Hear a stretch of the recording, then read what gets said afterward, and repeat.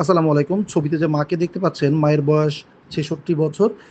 মা আমাদের কাছে কমপ্লেন নিয়ে এসেছে, তার গায়ে অনেক জায়গায় চুলকানি এবং ফোস্কার মতো পড়ে, এবং সে ফোস্কার মতো বড় বড় ফোস্কার মতো পড়ে তারপর সেখান থেকে ছুলে উঠে যায়, পরবর্তীতে সেখানে ঘা হয়ে যায়।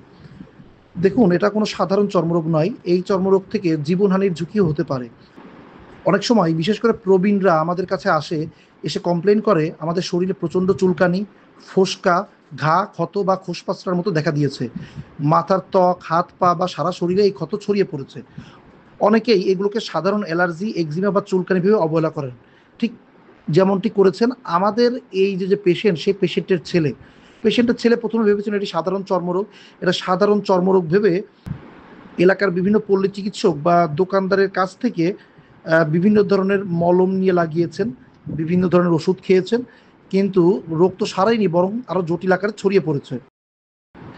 আপনারা যেটাকে সাধারণ অ্যালার্জি, একজিমা বা চুলকানি ভেবে অবহেলা করছেন, বাস্তবে কিন্তু সেটা পেমফিজিয়াস ভালগারিস, বুলাস পেমফিগয়েড বা ক্রাস্টেড স্ক্যাবিসের মতো ঝুঁকিপূর্ণ এবং মরণঘাতী রোগ হতে পারে। এই রোগকে কোনোভাবে অবহেলা করা যাবে না, কারণ এই ধরনের রোগে শরীর থেকে দ্রুত পানি এবং লবণ বের হয়ে যায়। ব্যাকটেরিয়ার ইনফেকশন খুব দ্রুত ছড়িয়ে পড়ে। আর ভুল চিকিৎসা বা দেরিতে চিকিৎসা করলে সেক্ষেত্রে জীবনহানিরও ঝুঁকি হতে পারে। তাই আপনাদের কাছে অনুরোধ করব, নিজে থেকে মলম, স্টেরয়েড বা ফার্মেসির দোকানদারের পরামর্শ মতো কোনো ওষুধ ব্যবহার না করে এই ধরনের সমস্যা হলে দ্রুত একজন চর্মরোগ বিশেষজ্ঞের কাছে যাবেন।